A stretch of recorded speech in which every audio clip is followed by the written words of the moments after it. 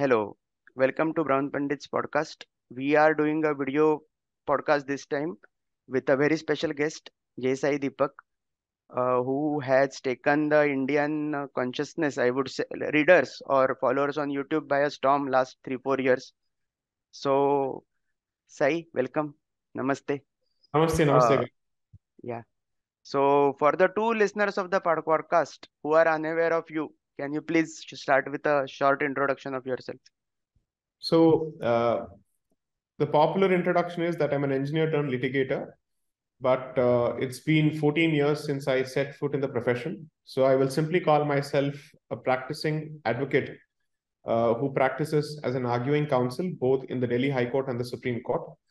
My areas of practice primarily are intellectual property litigation, IBC, which is Insolvency and Bankruptcy Code, civil commercial litigation, and company law to a significant extent, and constitutional law. These are my areas of practice. But as an arguing counsel, you're expected to be able to argue across the board, regardless of your own subject matter expertise. So that's my basic introduction. Other than that, I have written 2 books as part of what is currently known as the Bharat trilogy, which is India, that is Bharat, and the second is India, Bharat and Pakistan. And I have delivered over, I'd say, about 350 to 400 lectures across the country since 2016 September. So I'd say more than 400 lectures, in fact, on a variety of topics, but most of them touching upon the Constitution and its interface with the civilization. That's been my area of interaction in the public discourse. So my professional world knows me as a commercial litigator with strengths in constitutional law as well. Whereas the non-commercial world or the non-professional world knows me as someone who speaks heavily on the Constitution and on civilization. So these are two different worlds that I've kept apart. That's basically my short bio, so to speak. Right. So, I have seen and listened to you a lot. So typically you talk on a various range of subjects, but in interest of adding something new or adding some value to the discourse, I will try to avoid the topics which you have discussed elsewhere or which at least I have come across. Fair enough. So yeah. So yeah, one just small thing to start off, maybe not a serious question. Why typically, like, why exactly have you used the word Middle Eastern coloniality and why not Islamic civilization itself? Right. So there were 3 people who came out with this specific criticism, and you were one of them. Okay. And I see your point. I don't disagree with it. I wanted it to be located in some kind of geography. And since most of the literature, or let's say, since most of the jargon that was being used as part of the first book drew from the colonial creation itself, okay? So Middle East seemed like a specific reference which would have some kind of an impact on the reader. So I was looking at a particular terminology that could have directly had some kind of purchase with the reader. Second, what I also thought of was there are certain cultural aspects which are not directly traceable to Islam. Okay. And there are certain traits which are traceable to Islam. To fuse both and call it Islamic coloniality wouldn't have been accurate in my limited understanding. Okay. So, for instance, I certainly have a problem with Christian version and the Christian creation of Europe. Okay. But there are several European traits which are independent of Christianity as well. That's one of the reasons that I've avoided using European and Christian coloniality as synonyms entirely in the book. Okay. I would have called it white Christian European, or I'd have called it European, or you would have never found it as Christian coloniality anywhere. Okay. So since I did not deem it fit to use it for Europe, I didn't see the point in using it for the Middle East as well. Okay. Because while I understand that there are significant problems which can be attributed to both the Abrahamic mindsets, there is a difference beyond that in terms of the cultural aspect. Okay. And there is a decent chance that most versions of different religions which come from the same region have certain commonalities simply because of their geographical location and their cultural similarities. which go beyond the religious prescriptions of both. Okay. Right.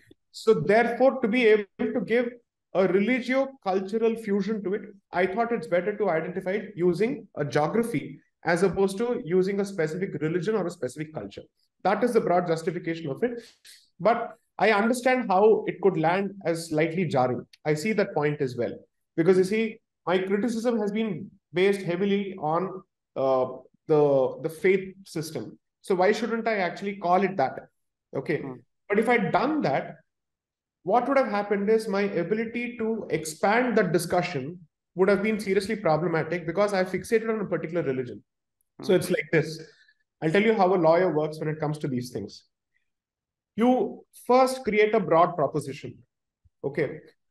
And as time goes along, depending on your further knowledge, you may choose to reduce the size of the particular proposition.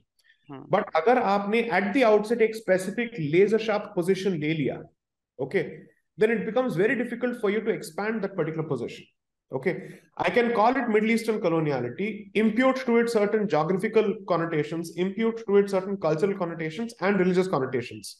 But assume for a moment that at a later point, I decide that the rest of the two connotations don't matter too much. It's only Islam that matters. I at least can say, okay, today I will say that Middle Eastern coloniality translates to Islamic coloniality. Okay. But if it started from Islamic coloniality, I wouldn't be able to explain certain behavioral traits, which may or may not have anything to do with Islam per se, but may have a lot to do with the cultural and geography of that particular place. Right. Okay. That's the broad explanation from my perspective. No, because I wanted to ask that question because I thought you wouldn't be someone who would take a politically correct necessarily position. So I was surprised by that. So that let me explains also it. add one more point. So having taken that particular jargon and used that particular jargon, I have not beaten around the bush on the rest of the discussion. Okay. So if I've been very forthright and forthcoming in terms of my assessment of the impact of the Islamic mentality on Bharat as a geography and as a culture, right, using evidence, if I've done that, there is no reason for me to play defensive as far as the naming is concerned. Right? Right. अगर मैंने content में कुछ छोड़ा नहीं है, okay, तो नामकरण में छोड़ने की कोई जरूरत नहीं है. Right. Right? So at the very least, since the rest of the content is not holding back any punches, the decision to call it Middle Eastern coloniality was not based on any kind of reticence. It's just that you see, the idea was not to create a shock value for its own sake. Okay. Once I've called it Middle Eastern coloniality, and जब लोग उसका content पढ़ेंगे, automatically let them form their own opinions. Whether this ultimately translates to only Islamic coloniality or not, the reader will decide. Okay. So for instance, you have asked the question, why are we beating around the bush? It has to be only Islamic coloniality. It is better that the question comes from you as opposed to me pushing it down your throat. Right. Because I've given the data for you to form your opinion, which has been the strategy all along. Yeah, that makes sense. So yeah, another thing I would just like to add, maybe not a detailed question per se, but I really like the way you analyze the standard of civilization narrative in two chapters, like 9th, 10th, or I don't remember exactly which chapters, but towards the end of your first book, which was very fundamental in the way international affairs and everything which happens till date. So just a passing reference to that.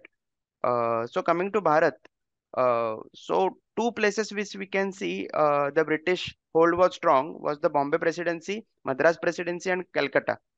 So correlated with that, anti-Brahmin movements sort of came up in Bombay Presidency in Madras, but why not to that extent in Calcutta? So, see, it's like this. Before I answer this question, on the standard of civilization, I'll tell you where I was drawing my experience from. Okay. I have been a part of several negotiations in the realm of patents between innovators from the West and implementers in Bharat. Right. I know exactly how they behave. Okay. I have taken part in discussions relating to trade secret law between Bharat and United States in October 2016. Okay. And I know exactly the mindset that they operate with, which is to say, what we have laid down happens to be the gold standard. Why Hmm. can't you replicate that gold standard?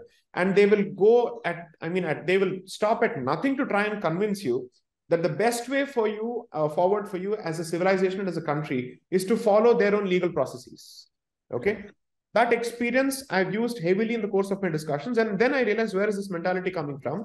So when the standard of civilization literature told me that they would start with a need for harmonization of all laws. When they mean harmonization, they are simply saying imposition of their laws across the world. Otherwise, harmony would mean there must be some meeting point between your position and my position. Right. If you ask for imposition of your position, that's not harmonization under any circumstances. Okay. So this is something that I realized. Now, coming to the question of why Bengal did not see that. See, I think perhaps uh, in Bengal, other than the Brahmin community, and I'm being very, very tentative in my response here because this requires regional knowledge of each of these regions. Okay. My hunch is perhaps this, that access to English education Hmm. was perhaps fairly uniform across castes in Bengal. Okay. Right. Whereas if you look at either Maharashtra or the Madras presidency, Hmm. primary group to move in that particular direction was Brahmins. Okay. And therefore, since they ended up occupying certain positions of power in the colonial establishment, this ended up creating a lot of anger and jealousy in a number of non-Brahmin landed communities. Hmm. So, for instance, I can at least speak of Tamil Nadu, and I've given that example in the second book, which is Yeah. Chettiyars, Mudaliyars, Naidus.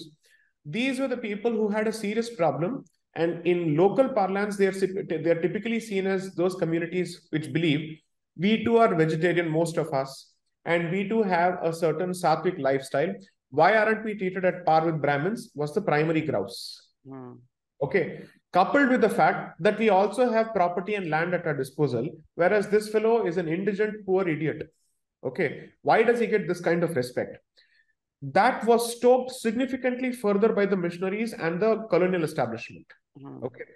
So my hunch is that perhaps the disparity between access to colonial education between communities in Maharashtra and Tamil Nadu was perhaps more than it was in Bengal. Okay. Second, the British power was first established in Calcutta in the Calcutta presidency or Bengal presidency. So they had a significant amount of period to co-opt, let's say, more number of communities than just the Brahmins. And there is also something to be said in terms of the caste equation in Bengal. I don't think Bengal has had that degree of caste differentiation consciousness as much as perhaps, let's say, the South or Maharashtra has had. Hmm. Okay? I don't know what to attribute it to because I'm not an expert on the history of Bengal. So whether it is the current period or before, while people may have a Shingharoy in their names or a Ghosh in their names or a Pal in their names or a Das in their names or a Chatterjee, Banerjee, Majumdar, whatever it is, okay, the Bengali consciousness is perhaps more strong than caste consciousness. Hmm. It could be the product of the Bengal Renaissance. It could be a product of the education system, or there is something that has happened which I'm not aware of exactly. Okay. So, in that sense, if you see even the politics of Bengal, caste is not that huge a factor, Even even today, today. Yeah. right? Notwithstanding the presence of the left and the right, class may have been a factor. Let's say elitism may have been a factor, Hmm. or the difference between landlords and landowners, let's say peasants, may have been a factor. Religion has been a factor, but caste has rarely been a factor. Hmm. Nobody has been able to actually come out with some kind of a caste arithmetic, to the best of my knowledge, which captures the magic formula to capture Bengal. But you Hmm. can do that for a Maharashtra, you can do that for a Tamil Nadu, you can do that for an Andhra Pradesh, you can do that for a Karnataka, Telangana, you can do that. So there is something to be said there. Not just that, Bengal and Bihar are close by, and previously they were all part of the same presidency. Hmm. Caste consciousness is more in Bihar than in Bengal. Hmm. And it has always been the case. Okay. Especially after the Karpuriya Thakar movement in Bihar, it has even gone up Hmm. because all these Yadav leaders were the products of that particular movement only. Right. Definitely. So Yeah. I haven't seen a single such movement, at least in contemporary history, in happening in Bengal. Right. What could also be said, perhaps, is that a lot of these leaders who spoke of remarriage, abolition of sati, I mean, to the extent, the limited extent that was present, most of them came from the so-called Savarna communities, right? So maybe there was an active outreach on the part of these so-called community leaders, which may have even contributed to further reducing, if at all there were any caste divides, so to speak, whether it's Ishwar Chandra Vidyasagar or for that matter even Raja Ram Mohan Roy. All of these people have contributed, I would say, to creating a Bengali consciousness. I haven't come across any Bengali who says, I come from the lower caste Bengali community and I don't relate to these Brahmins like Rabindranath Tagore. Nobody has said that. You will find some people saying that with respect to Subramanya Bharati in Tamil Nadu. Okay. Or you may find someone saying this with respect to Bharati Dasan, who was not a Brahmin and who was effectively seen as a Brahmin or who was seen as an anti-Brahmin. Okay. So that divide is perhaps there in the cultural realm in Tamil Nadu. This hasn't happened in Bengal. Right. So that maybe I would say that needs to be understood better. And I would say, if you're able to crack that particular formula, why can't it be adopted across the country? Right. So one of the contributors of this blog, Razib Khan, so he is a genetics person based in United States. So he has written multiple times about how the endogamy aspect of Indian, which is aspect of Indian jati, no, I will not say caste, is absent or present in a very low level in Bengal and even in Bangladesh, which is present even in Pakistan, even like 70 years after, or it has been so many years after it was Islamicized. Right. So he has made that point. So maybe there is some research worth having over there. Correct. So as we moved on to caste, so I have seen you like often criticize the urge on the Hindutva side to subsume regional identities or jati identities under the larger Hindu unity goal. So personally, I agree with your assertion that we can have a strong Shatru Bodh despite of differences. So that is shown by the other side or many other communities or many other places as well.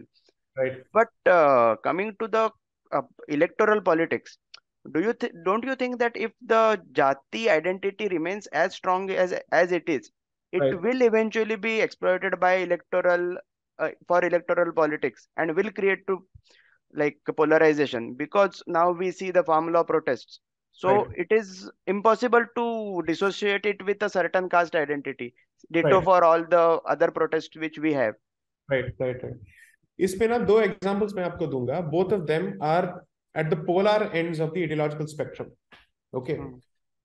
When Shyama Prasad Mukherjee was alive, he did a fantastic experiment.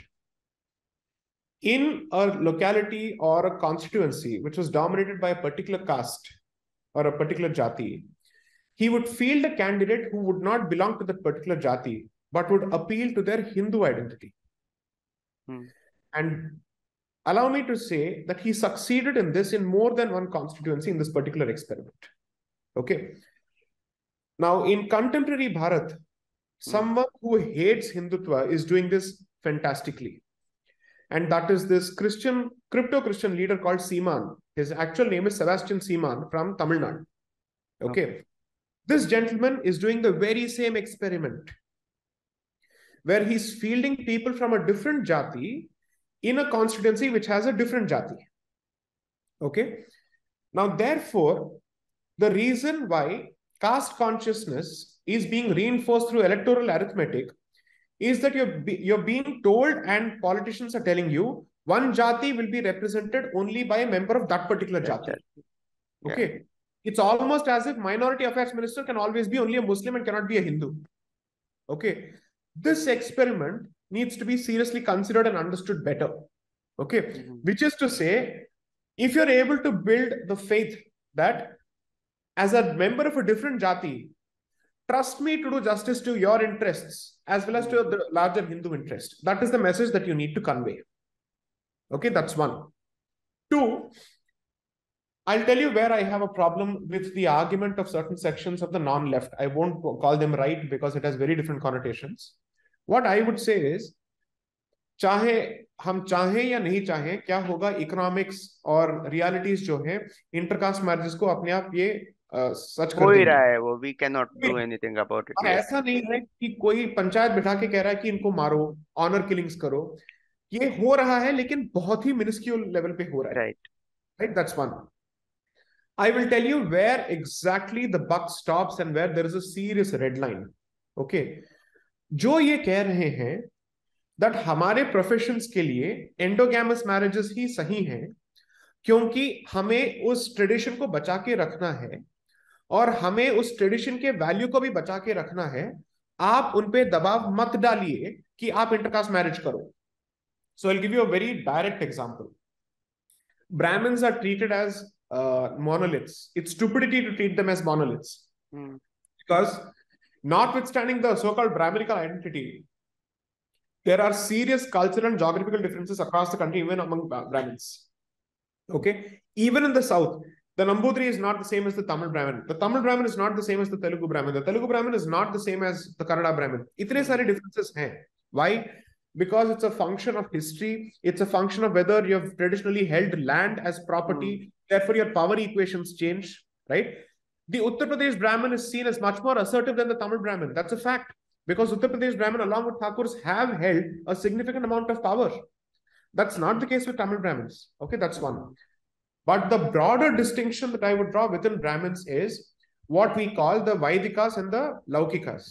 Okay, Vaidikas are the ones who practice the Veda Hmm. and who are practicing Vedic Brahmins. Laukikas are people who happen to be born in the Brahmin community but who are leading secular professions and worldly professions. Okay, उनके अंदर endogamy हो या ना हो उससे कोई फर्क पड़ने वाला ही नहीं है, Right. क्योंकि ना वो वेदों की रक्षा कर रहे हैं, ना वो ठीक से त्रिकाल संध्या वंदन करते हैं. Okay, how many brahmins take out their leather belts before they enter the temple these days? अगर चप्पल First वर्जित, time I even heard of it, so. Exactly, चप्पल अगर वर्जित है, लेदर का चप्पल, उसके साथ लेदर का बेल्ट भी वर्जित है. Hmm. That is the principle. कितने लोग ये करते हैं? You're not supposed to wear anything that is stitched, which is why you wear a veshti or a dhoti. That, Right? yeah. ये कौन कर रहा है आज के डेट में? ब्राह्मण हो या नॉन ब्राह्मण हो, कौन कर रहा है ये? ओके, तो आप इनको इस डेटा सेट से और डिस्कशन से हटा ही दीजिए, क्योंकि उनको भी ज्यादा फर्क नहीं पड़ रहा है. ओके, क्या ये सोच के, see all these people we so called traditional brahmins, ये क्या 7 समंदर पार करके अमेरिका जाते हैं? If these guys were literally looking at, oh no, I'm not supposed to cross the sea because there'll be intermixing. Arey, we've been doing this for 7 generations now. 7 generations, not recent, right? At the very least, we've been doing this for 150 years. Sure. Correct? So considering that, I think certain sections of the non-left are creating a bogey that does not exist. Okay. Now, therefore, the only limited question remains that what do you do with Vaidika Brahmins? Okay, Vaidika Brahmins are basically saying you will not interfere with the rights of the Padmashali community, which is the weaver community in the south. You will not interfere with the rights of the Sapatis, which are hereditary professions. You will not interfere with the rights of the folk artists, which are also hereditary professions. Why do you choose to interfere only with our priestly professions?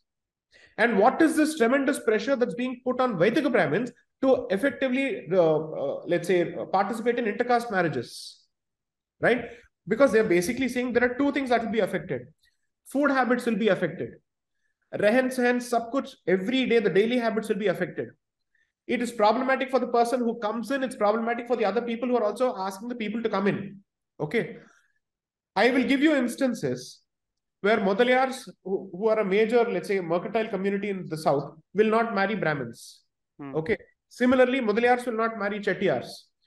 And this is especially among those people who continue to hold on to their traditional professions which have been associated with their jati, because they want that power and that influence to continue within that particular jati. That is the decision that all of these communities have taken. Okay. If you go to Andhra, or let's say Andhra broadly, even if you say Telangana and Andhra, there is a particular community called the Kapu or the Naidus. Okay. Sorry, Kapu or the Kammas. Chandrababu Naidu comes from that particular community. Okay. The bulk of the stars and the families who rule the Telugu film industry come from this particular community. Right. And it's very difficult for an outsider to enter this particular industry. They have to struggle. Okay. In those areas, nobody wants to have this discussion. I don't have a problem with this argument at all for one reason, that as long as that hereditary pride and that hereditary tradition continues, and you're doing justice to that so-called hereditary ego by ensuring that the tradition is respected, I would still say that ego is not without substance. Okay. But you will not follow any rules, but you want to carry that particular so-called ethnic ego or that hereditary ego. That is where people find hypocrisy. Okay.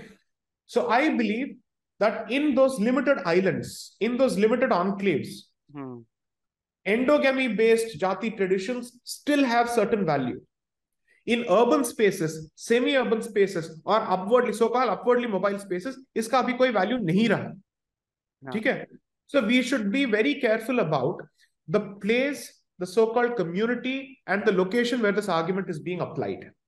At the electoral level, I am very, very clear that if you're serious about Hindutva as the glue that is supposed to bond all Hindus and create a greater Shatrubodh, then try a slightly different caste arithmetic or a jati arithmetic, which is ensure that people are fielded in places which are not their so-called jati comfort zones. That experiment has been done successfully by the founder of political Hindutva in this country, Shyama Prasad Mukherjee. I will add one more name. Bala Saheb Thackeray also managed to do it in more than one constituencies, where Shiv Sainiks would vote despite being from like strong Maratha populated areas, would vote on OBC or even in some case SCs. I see. And he would make them win on the Dhanushya Ban. So he did it.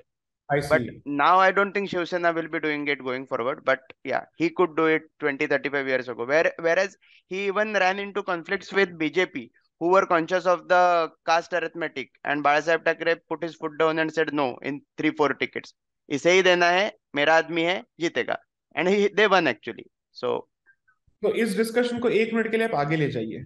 If there is one leader in this country today whose face still has a lot of currency and political currency, it is Sri Narendra Modi, right? Now I am asking myself this simple question.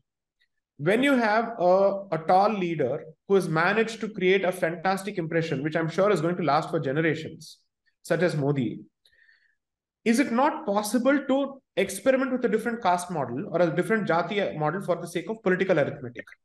क्योंकि इनके रहते अगर आप ये experiment अभी नहीं कर सकते हैं तो किसके रहते करेंगे आप, राइट? इनके रहते अगर आप जाति के कॉन्शियसनेस को इलेक्टोरली इतना एंट्रेंच करते जाएंगे तो ये एक्सपेरिमेंट कब फिर से टूटेगा?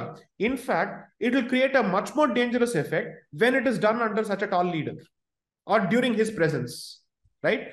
Yes. I'm very clear about one thing. Even Sri Vajpayee did not enjoy the kind of popularity as Mr. Modi. Literally, Mr. Modi has legendary fan following, perhaps that rivals only with the mad fans of Rajnikant. Okay. So if you really want to create a Hindutva narrative which rises above Jati identity, then do something different as opposed to resorting to Ambedkarite politics or neo-Ambedkarite politics in that particular sense. So I don't know why is it that this particular point is lost. You really want to be able to make sure that one Hindu looks out for the other Hindu regardless of the Jati identity. Show that in your candidates and in your electoral arithmetic. That's where the actual walking of the talk begins. Because that is the last mile. Society में कुछ भी हो, लेकिन अगर आपके पास इतना confidence नहीं है कि ये electorally काम करेगा, इसका मतलब ये है that you don't have any confidence in your Hindutva ideology. That means your Hindutva is not strong enough to go beyond the Jati barrier. Then admit that. So just 2 points. I think like just a small point. I think वो 2004 के सदमे से अभी उभरे नहीं है इतना. So वो बहुत ही they keep on going along that path. So I mean. Eventually hoga. So this comes to another question. Should there be an effort and how there can be an effort to have a Hindutva consolidation outside electoral politics? Because there can be massive mistakes which the current administration makes. And despite Hindutva, they can lose. मतलब ऐसा कुछ given नहीं है कि अभी ये they will be there for 20 years or so. So because especially during the handling of the second wave of COVID, I felt they had put their foot wrong and people were outraging, but they corrected, and like, so anything can happen electorally, so Right. that this movement doesn't suffer. So what can be done for that? So on the, I'll come to the solution part, but your comment on the second COVID wave, no, is not off the mark. I'll tell you why. Delhi में जितने भी सारे लोग बैठे थे उनको सबसे ज्यादा गुस्सा इस बात पे आया था that the government had effectively ceded space to the Supreme Court on COVID policy. Okay, पूरी तरह से आपने आउटसोर्स कर दिया. पहले आपने स्टेट्स को आउटसोर्स किया, उसके बाद ultimately when they couldn't handle it, the supreme court had to step into the picture and say हम अभी इसको पूरी तरह से इसकी देखभाल करेंगे, देखरेख करेंगे.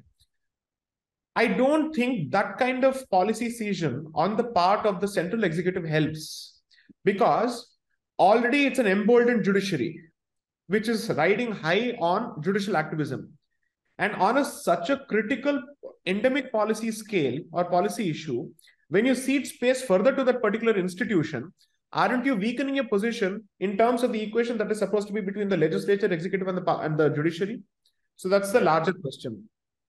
Two, now coming to the question of society versus the political realm ka jo split hai, that's one of the reasons that I've taken a conscious call to be as tight-lipped as possible on the day-to-day political issues. मुझे उससे कोई लेना देना नहीं है beyond the point. So it's like this. I will never watch a single match of cricket unless it ultimately becomes an India-Pakistan match. मुझे उससे ज़्यादा कोई interest नहीं है. I don't have any interest in cricket at all, or any other match for that matter. Only when it comes to India-Pakistan, I'm interested, not because cricket interests me. I don't even know the names of the players of our team, to be honest. Not too many people. Okay. So considering that, elections will become important for me on the day of the voting and its outcome. But until then, my investment and my serious focus is in the society to increase its consciousness as far as its Hindu consciousness is concerned. Okay, because electoral Hindutva, by the mere fact that it is in the realm of politics, is the product of severe compromise. Okay, इसको बहुत सारे समझौते करने पड़ते हैं. Okay, to accommodate a host of issues, bahar se pressure, andar se pressure, economic pressure, this and that, and everything else under the sun. The society can operate relatively free because the society is not being controlled by strings from outside or from the money bags. Okay, so therefore, the common person, according to me, actually has more ability to effect a change than they give themselves credit for. So the idea is to try and tell them, create a stable Hindutva-oriented society which is in a position to provide competitive Hindutva options in the future, and that you're not stuck in the myopia of 2019 or 2024 or 2030. You should be able to say, for the next 25 to 30 years, that is at least for one single major generation, when we have a demographic dividend at our hand, when we have technology working for us, when we actually have a confident generation which is capable of beating the best in the world in almost any subject. Okay, इसका हम कैसे सदुपयोग करें to push the Hindutva narrative both domestically and internationally. Okay, I am therefore, so Anand Ranganathan, if you happen to watch the launch event in Delhi, ask me this question: between a stable Hindutva government and a stable Hindutva society, which one would you prefer? I said, I am not discounting the importance of politics. That's the last mile and the critical mile of delivery. But पहले के जो 90% का जो कदम है, वो society को लेना पड़ेगा. Simple example. The silent majority had resigned to itself that government will defend itself when it comes to farm laws. If the government had had the support of the society as much, I think it would have been able to defend its position before the Supreme Court better. Okay, that is where a Hindutva government is left, or an allegedly Hindutva government is left in the lurch by the society. Similarly, in most places where there were anti-CA protests and anti-NRC protests, the pro-CA and pro-NRC protests started much later, by which time the narrative had already been captured and lost, right? So I am asking myself this simple question. CA में अगर ये preparation है society का, NRC में ये preparation है society का, farm laws में अगर ये preparation है, UCC में क्या होगा? That will be the biggest minority victimhood narrative that these people will sell to the rest of the world. So when the government aspires for UCC, my point is, आपने उसकी तैयारी नहीं की है. Your investment in the society on the realm of UCC is not done. It's not ready yet. How would that start? How would that investment start? It would start by getting intellectuals to speak on that particular subject, explaining what is the vision of that particular subject. The best case study for this is, I remember this as a kid, as a young boy in, I would say, 93, 94, when WTO GATT was being negotiated in Marrakesh under Narasimha Rao. Doordarshan में regularly ये advertisements आते थे कि in international negotiations का farmers पे क्या असर पड़ेगा, okay, and what will be the impact of it on domestic businesses, pharmaceutical industries. Almost every 15 minutes you would have an ad on GATT and WTO, which is such a complicated issue. Explain करते हुए Doordarshan did a fantastic job then. Mr. Narasimha Rao, I'd say, did a brilliant job then. Okay. Similarly, what I would say, अगर GATT के लिए हो सकता है, WTO के लिए हो सकता है, UCC is a relatively easier issue to understand because it has an emotive component to it. Okay. Where are the articles explaining what would it translate to? Where are, let's say, the speeches or a policy paper or a white paper or a resolution from Sangh bodies? किसी के तरफ से कुछ नहीं आ रहा है. The UCC as an acronym is popular, but UCC as a concept and a draft is unclear. Right. So these are very clear examples of your lack of preparation towards prepping the Samaj, the Hindu Samaj, for that particular momentous decision. Second, मंदिरों पे कुछ लोग चिल्लाएंगे, हम लोग चिल्लाएंगे, बहुत सारे, let's say in different places people are shouting, okay, but I would say freeing temples and making it a fantastic institution for community participation, apart from the all critical preservation of traditions, would be, according to me, the biggest Hindutva experiment, to see if in that nodal body Hindus come together as a community with their Hindu identities. If you rally this community around that particular cause, along with also reclamation of occupied Hindu sites under the Places of Worship Act, you would have created a fantastic base for 2 generations. And politically also, you can milk it for 24, you can also milk it for 2030, 100%. People like me will blindly support your decisions, at the very least when you deliver these 2 things. Because that would effectively show that you're confident enough and you're secure enough to allow the community to empower itself. I will always be suspicious of any government that weakens the community and strengthens politics. Okay. Whereas I will always be much more confident and secure with the government if it says, just because I strengthen the society doesn't mean that I'm giving away my power or my hold over the society. When you end up making the society entirely dependent on the state, you kill its sense of self-reliance.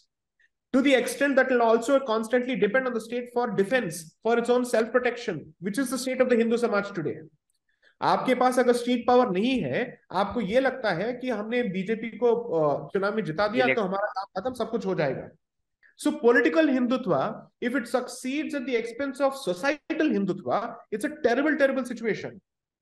I am saying it can be a win-win situation where both can protect each other, both can defend each other's interests. I am equally holding the society responsible for not voicing its position enough during CA and NRC.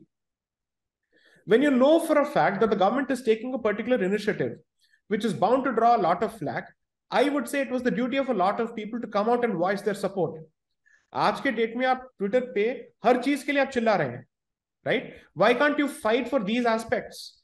That also shows that the society is still not Hindu enough. Pardon me for saying this. In terms of its priorities, it's still not Hindu enough. Okay. They may at best use their Hindu identity to fight the Hindu-Muslim battle or the Hindu-Christian battle. But when it comes to protection of their own interests, when there are no other interests involved, उसपे कोई narrative नहीं है. Otherwise, shouldn't you be having greater traction on freeing Hindu temples because it doesn't involve the Muslim or the Christian? It's only about you and the state. There is almost no traction, yeah. Almost no traction. I have never seen WhatsApp messages coming in family groups, in strong Hindutva groups, where this issue is raised. Correct. So I was totally unaware of this issue till 3 years ago. I see. Okay. 3-4 years ago. So being like politically aware for 7-8 years, I was not aware of that issue. Like I was aware that someone is talking about it, but it had never interested me कि इसके implications क्या होगी.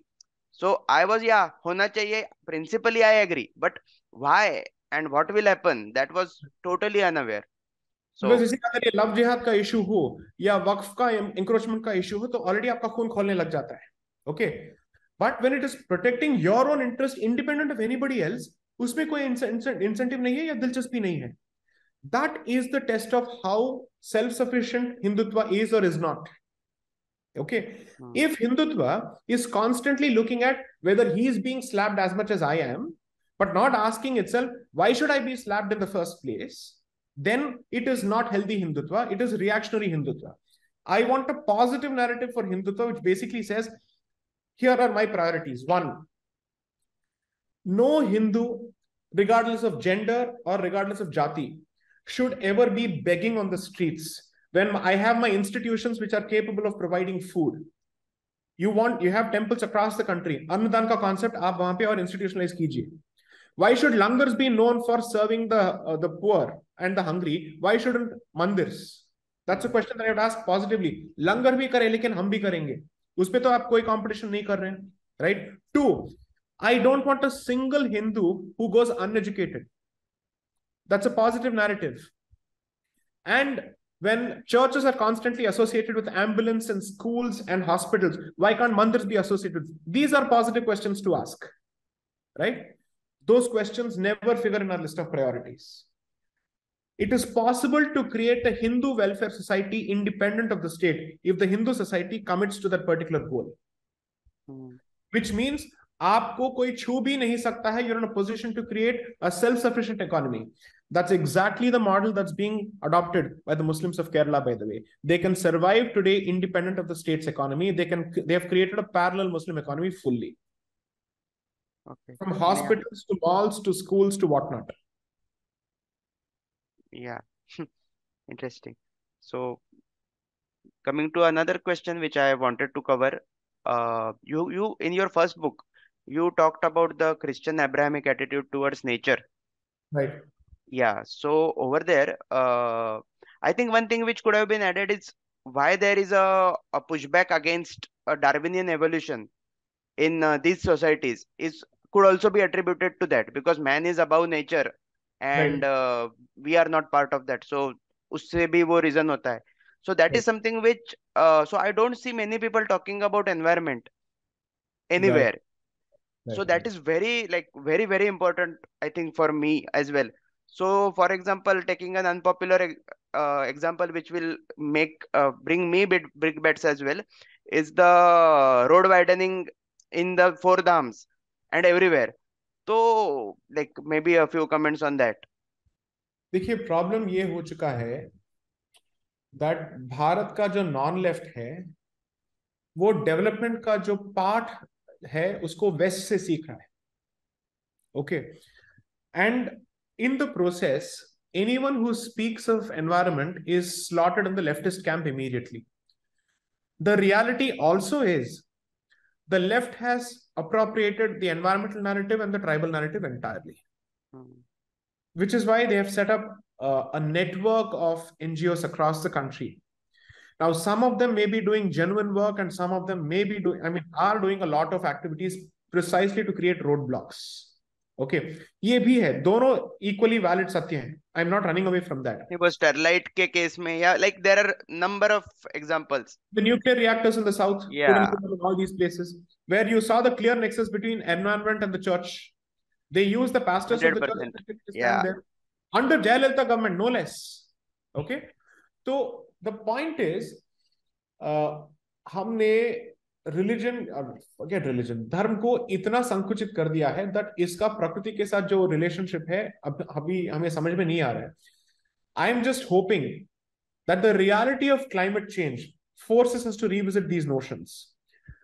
Gaurav, see, the thing is, over the last 2 years, or at least 1.5 years, I regularly travel from Delhi to Shimla for hearings before the Shimla High Court, Himachal High Court.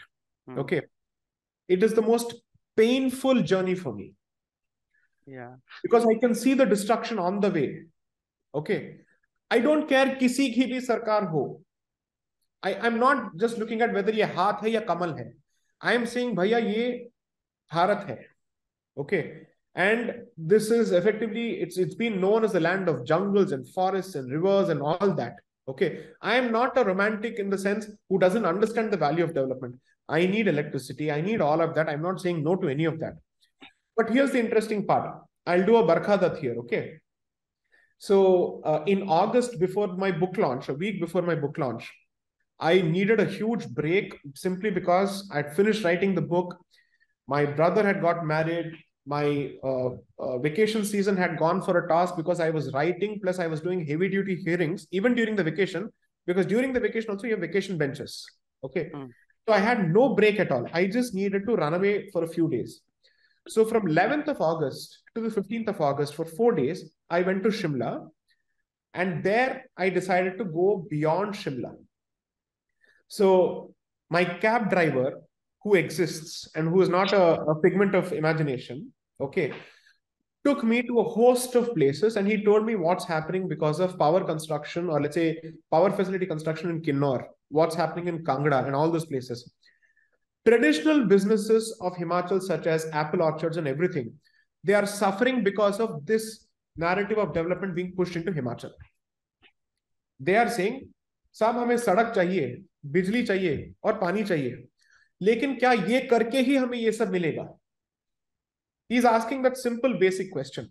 I am not trying to reduce the issue to such simplistic level. I'm simply saying, is there no better way? Is this the only way to get the job done?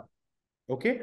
And do we expect every part of the country to be a revenue source? Okay. And even if it has to be a revenue source, does revenue model need to be the same in Delhi as it is in Uttarakhand or in Himachal? Can you not distinguish between these three places? ये सवाल अगर हम अभी नहीं करेंगे, we will effectively find ourselves penny wise and pound foolish, to use an English adage here. क्योंकि आज आपको ये बिजली दे देगा, सब दे देगा.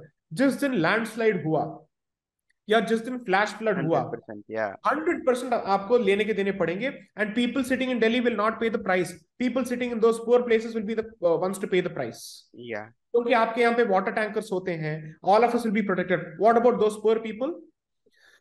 See, by nature, in these mountainous regions, whenever there is a rainy season, landslide automatically thoda thoda hota hai. But abhi zyada ho raha hai. Yes. The soil has loosened. It is not Western Ghats soil where you can do roads.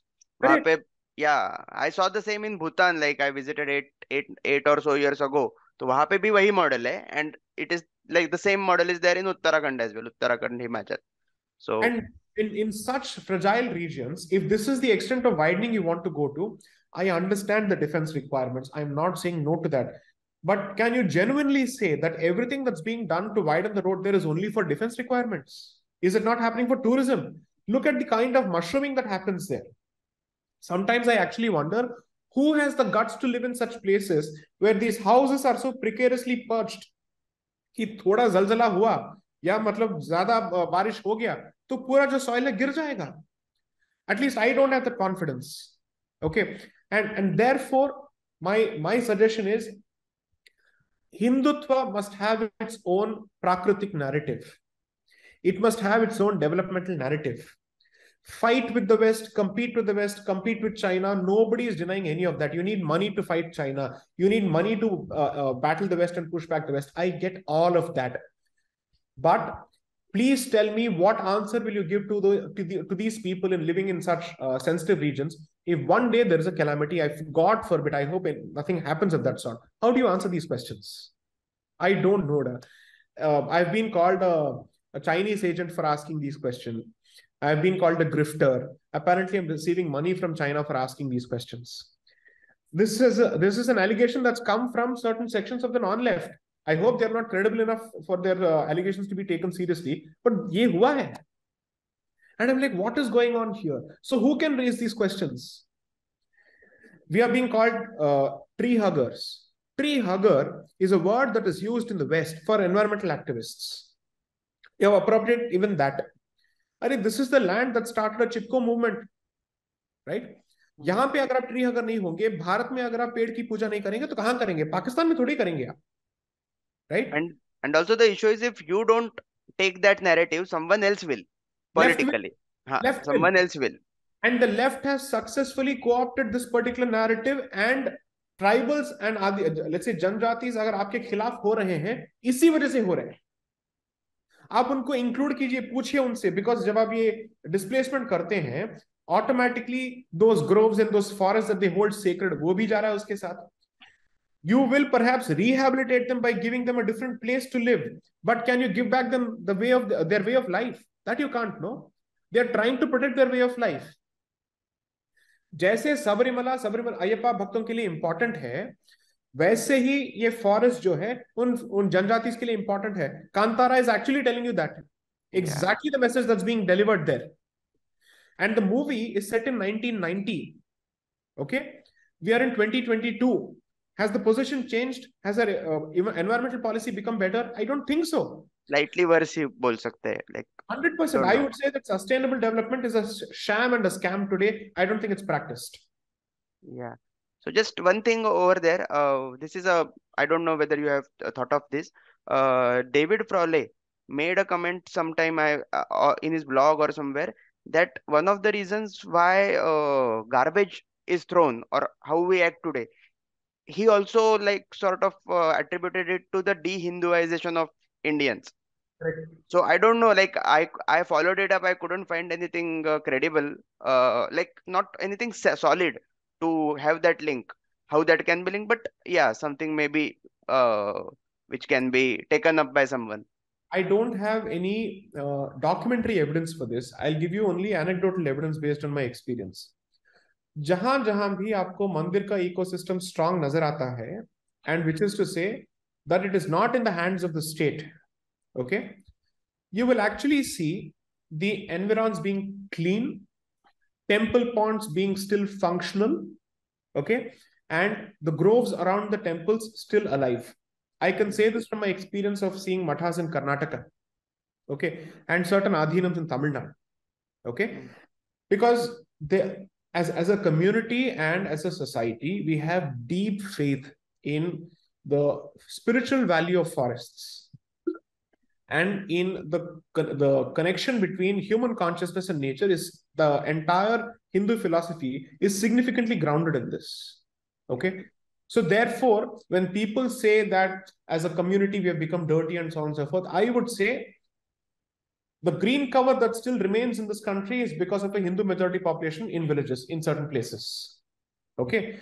आप जो तहस नहस कर रहे हैं urban spaces में, अगर उसको कॉम्पनसेट कोई कर रहा है, that is in all these places which are still not urbanised, Mm. okay, and that is also because that they are Hindus. Otherwise, if you go to certain parts of Kerala or you go to certain parts of the border between Kerala and Karnataka where the non-Hindu population is on the rise, cross plantation के साथ deforestation is mega. They just go on ruthlessly doing it because that's where the Abrahamic consciousness of pitting man over nature, Against, yeah. against nature and over nature, comes to its full force. See, I think if you should go to a place called Vijayawada, I'm sure you've heard of the city of Vijayawada. Mm. आप वहां जाइए, okay. The approach road from, or rather the road from Hyderabad to Vijayawada, as you go, the closer you go to Vijayawada, you'll start seeing heavy cross planting. Heavy cross planting. मंदिर के पास, hills के पास, हर जगह पे. Okay. Gradually, you'll also see that these hills and hillocks are going bald. Because cross को plant करने के लिए इनको ये सब काटना पड़ रहा है. Okay. That is both the literal as well as the figurative relationship, a representation of the relationship between the Abrahamic mindset and nature. Yeah. So one thing, like I will just go back to the first book. So first time I read, I would say I agreed. I would say 50% or so with the book. Before I read that book, I had not agreed that much with your point of view. After reading that book, I agreed more. Okay. After reading the second book, now I think some of my criticisms of the first books are unfair. So that is the thing. So for example, some of the things which you pointed in the first book, one word, one sentence of that Bande Mata Pitaram, that was enough to sort of consolidate everything you were saying in the back. Like उससे और कोई example की जरूरत नहीं है to bolster your position. So the point I'm trying to make is, uh, I don't like, information gaps exist in the world. So how exist वो उसमें, let's not go there. But is it possible to convert? I wouldn't use the word convert, but influence people. Like say, like how can we, or how can you, for example, because you have a larger reach, influence or a wire subscriber or a alt news subscriber? Because I have never been that far left myself, but I have flirted. I have had my fair share of flirtation with the left, especially the NDTVs and ये crowd से. तो उन तक पहुंचने का जरिया क्या हो सकता है? ये अभी फॉर एग्जांपल ये सीए या Nupur Sharma, there are some things which happen जो ये बबल्स को ब्रेक करते हैं, क्योंकि reality comes to bite you, and that is where you can pass the information. But Right. Is there any other way ये हो?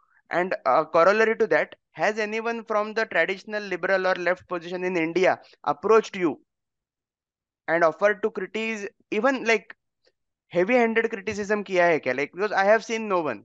Right, right, right. So I'll tell you what my target audience is in my headspace. Okay. My target audience is those who think of themselves as non-left and those who are sitting on the fence. Left के साथ मेरा engagement सिर्फ adversarial है और confrontational है आज के date पे. Okay, primarily, with very few exceptions in between. The reason why this is my target audience is not because I believe in operating in an echo chamber, but it's because is audience में either there is apathy, indifference, or there is a lot of josh but not too much of ammunition. एक framework नहीं है इनके हाथों में जिसके द्वारा ये इन चीजों को ठीक से समझ पाए. ओके, एंड इस ऑडियंस में नॉलेज की भूख को मैं थोड़ा ज्यादा कर रहा हूं. ओके, टू बेसिकली से भैया ये है आपके पास एम्यूनिशन जो आपके आर्ग्यूमेंट्स में काम आएगा, चाहे वो ऑफिस में हो या सोशल मीडिया में हो या कहीं भी हो. ओके, बार बार आपका मुंह बंद किया जाता है ये कहते हुए कि तुम व्हाट्सएप यूनिवर्सिटी की पैदाइश हो. ओके, उस इंफीरियरिटी को थोड़ा कम करना है आपके दिमाग में पहले. ओके, एंड सेकेंडली ये भी आपको बताना जरूरी है, never say something without support और evidence. At the very least say it with some degree of basis, ताकि आपके मुंह से जब भी कुछ निकले लोगों को लगे अगर ये कह रहे हैं तो उसमें कुछ तो तथ्य होगा. Okay, that is the level of confidence that I want to bring. Two, there is a lot of confusion within these headspaces on sensitive issues such as Jati and Varna, which is coming out on social media every time. Okay, Twitter पे आज के date पे maximum लड़ाई जो हो रही है is between the so-called trad and the so-called raita. Okay, the raitas are calling the trads trad idiots. Okay, the trads are calling the raitas traitors. Okay, ये लड़ाई पब्लिक में हो रही है, which has its positives because ये मंथन जरूरी है. ओके, बट ये डिस्कशन अग्रीमेंट की ओर नहीं जा रहा है, ये जा रहा है irreversible and almost impossible to repair relationships. Okay, क्योंकि ये सीरियस इन्वेस्टमेंट हो जाता है of the ego on Twitter and social media. 280 characters में या फिर मल्टीपल थ्रेड्स में आप कितना अपने आप को एक्सप्लेन कर पाएंगे? राइट, एटलीस्ट आर्टिकल्स तो लिखो ठीक से, right? So that your position comes out with greater clarity, because when the pen meets the paper and you're expected to articulate that in one coherent article, आपको अपने logical gaps खुद नजर आएंगे. That is the beauty of the process of writing. You will know for a fact that there are some gaps in the logical edifice that you're trying to build, right? And therefore you will be you should be open to criticism when those gaps are trying to are sought to be filled up. Two, in the last 2.5 to 3 years, especially after the release of the first book, see, I have a very packed schedule as a lawyer. I don't have the time to go out for book tours, genuinely speaking. So whatever book tours I undertake are undertaken on weekends at the expense of my family time. Yeah. Okay? And it's extremely strenuous and it takes a lot of toll on my sleep, on my health and everything else. Okay. But I'll tell you why it has been very, very profitable. Boys, girls, young children coming and telling me, sir इसके पहले हम उस camp में थे, okay, पूरी तरह से influence थे, कोविड ने हमें मौका दिया सोचने का, फिर आपके लेक्चर सुने, फिर आपका ये पुस्तक आया, okay, and now we are like boss this is the exact thing that I was saying a few days ago from the opposite side. They were being shamed by themselves through the book. That was not the intention. My intention was not to shame people. I was actually showing my own evolution, okay, Yeah. or regression from the other side's perspective. But ye keh rahe hain that we're able to relate to this. So when I moved on the ground with a lot of people, I realized that there is a lot of scope for hope.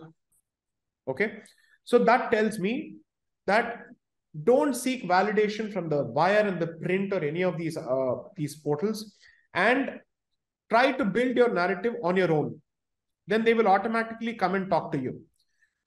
Could anybody have imagined at some point that the India Today platform would ask me to come and speak on decoloniality of all the places? No. Right? Never. Overton has shifted. It has shifted significantly. It has shifted.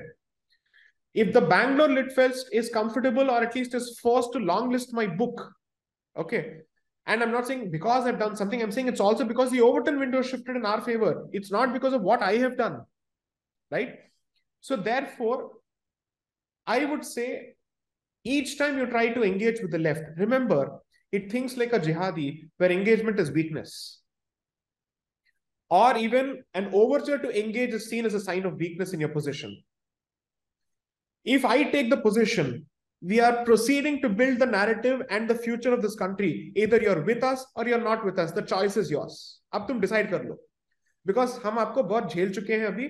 आपने जितना तहस नहस करना था आपने कर दिया. अब हम आगे बढ़ रहे हैं.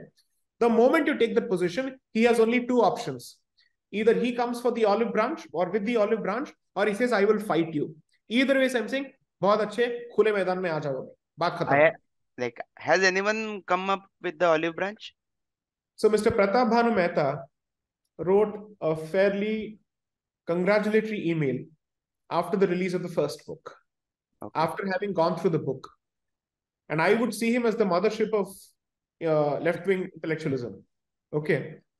तो उन्होंने लिखा, जब हम history पे इतने, let's say, when we agree so much on history, why do we disagree so much on politics?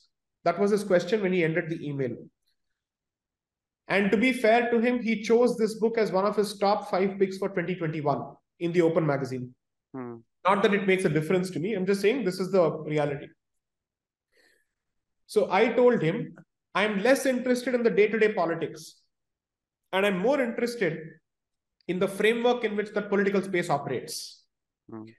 If the BJP continues to win, but operates in Western political theological framework, for me, it is Operation Successful, Patient Dead. Okay. Whereas if both the Congress and the BJP and perhaps another option also, all of them fight within the Hindu political theological space, that would be the day when I would say Hindutva has finally arrived. Okay. So this is, let's say, a pitch for the long term in that particular sense. So I do believe that my intransigence and my unwillingness to budge from my position, at least with respect to the left, has significantly translated to them saying, okay, if he is not willing to negotiate, there is the only other option is to take him on head on. So Ashoka University में जब मैंने lecture deliver किया था 2 साल पहले, उनके दीवारों पे इन्होंने पोस्टर चिपका दिए थे, Brahmin go back. Brahmin go back, imagine. Okay, इन्होंने कहा था. Okay. Now, after CA and all that, a lot of these students, fence-sitting students from TISS, Ashoka, Jindal, all of these institutions have written to say, sir, आप आके यहाँ पे lecture deliver कीजिए. Okay, we want to be able to bring you to the campus. Why should you not be brought onto the campus? How can you be a persona non grata? When they can call all sorts of anti-nationals on this campus, why can't we call you? So, अंदर से अभी आवाजें निकल रही हैं from campuses. Which means they are now emboldened and empowered to say, to hell with them, we will call our people. Otherwise, when St. Stephen's invited me, it was because a group was interested in having an engagement with me. And then the gender cell came down heavily to say, how can you call this person? The gender cell got a lot of castigation from the students of St. Stephen's for portraying Saint Stephen's as, let's say, a close-minded institution because they cancelled me. They said, how can you do this? We are Saint Stephen's. We are a Christian institution. We are liberal. We are open-minded. क्या message आपने दे दिया लोगों को? Okay. Some of the Christian students of the gender cell of that particular institution were being accused of their own co-religionists and their own, let's say, colleagues on the campus to say, you came here through the Christian quota, but you're not a Christian by any standard. And who are you to effectively speak on behalf of the rest of us, cancelling another person? That was the conversation that was going on Instagram, by the way. Okay. So I'm very happy कि नारद मुनि का काम तो मैंने successfully बहुत जगह पे कर दिया है. Okay, which is to say आवाजें अभी उठेंगी. अब ये आपके हाथ में नहीं रहा ये narrative. Right. So I would say that I am benefiting from the collective efforts of a lot of people, plus the shift in the Overton window, and also my realization that the left needs to be dealt with head on. Okay. Right. Don't pussyfoot around them. Okay. Call out their BS and say, now it's an open fight with you. There is no way that we are backing down from this, because this is a battle for my Sanskriti, my future as a civilization, and I would say, dare I say, for my extended family traditions. Because अगर आपको छोड़ दिया गया, आप सब कुछ खा जाओगे. So आप पे तो हम कभी भरोसा नहीं करेंगे. That's the position that I have taken. Right. Coming to the book too, so one thing I particularly liked about that book was that in many places you sort of let a buffet over there instead of having an a la carte or a waiter serving you. So ye deliberate tha, you have said. So I have heard many people saying that it should have been more opinionated. So I personally liked it more because it was not opinionated. क्योंकि अगर आपके point में और मेरे point में एक gap है, if you are not pushing it through, even if I have to come to your position or I am not going to get incorrectly brushed by it, either way it is more pragmatic. Right. If you leave some things open, like ये तथ्य है, we agree on this, and यहाँ से if you go here or I go here, but इस पे तो कोई debate हो नहीं सकता. But if you make a strong point के I have to go here, then the disagreement in the reader, which might be good going long term, I am not just making any value judgment or literary criticism, but that was my experience. So that is why I enjoyed the second book more. I felt it was less spoon feeding and I could come to my own conclusions more easily, which might not be in 100% agreement with your position. But इस पे कोई argument हो नहीं सकता. These are non-negotiables. ये वो book में wonderfully बाहर आता है. So yeah. See, connecting this to your previous point, it was a deliberate strategy on my part to release more information in the second book as a validation of the framework introduced in the first book. Okay, because I said, theory पे जब तक आप लड़ते रहेंगे मेरे साथ, तो होगा क्या कि आपके मन में एक theoretical framework आएगा, मेरे मन में एक theoretical framework आएगा, लेकिन application की बात वहां आएगी ही नहीं. And it's almost as if you're fighting in vacuum. A discussion on abstracts in the context of a civilization which lacks concrete examples is a stupid discussion, according to me. Okay? Because you are foregoing, or at least you're ignoring, all the realities which are massive departures from my position and also massive departures from your position. Yeah. एक संस्कृति जो at least 7,000 साल पुरानी है, at the very least, उसमें आपको contradictions नजर तो आएंगे ही, right? So I didn't think I didn't think that the first book was meant to convince people. The first book was like let's call it a seductive, tantalizing approach to say, enter the conversation first. It acted like a wrench which is thrown in a working machine. Exactly. तो होगा वो होगा उसके बाद देखा जाएगा. पहले आपके दिमाग को किसी भी हालत में खोल के रहूंगा मैं. Okay. Which is to say, you'll be forced to talk to me about this. Okay. Once that is done, I was absolutely sure that now I will start releasing the material. But most importantly, the brainwave that I had before I actually started working on the second book around the end of last year and the beginning of this year was, you know what, is Middle Eastern coloniality पे जो मैंने बीज already बो दिया है पहले book में, उसको expand करना बहुत ही जरूरी है क्योंकि मैं partition की ओर जा रहा हूँ. How can I discuss the partition out of the blue without talking about the evolution of the Muslim mindset of that particular period? right? So it was very important to speak about it. And once I was clear about the script, and the more the material that came to my hands, and I said, this is absolutely fantastic. I'm going to push myself completely to the background now. Okay.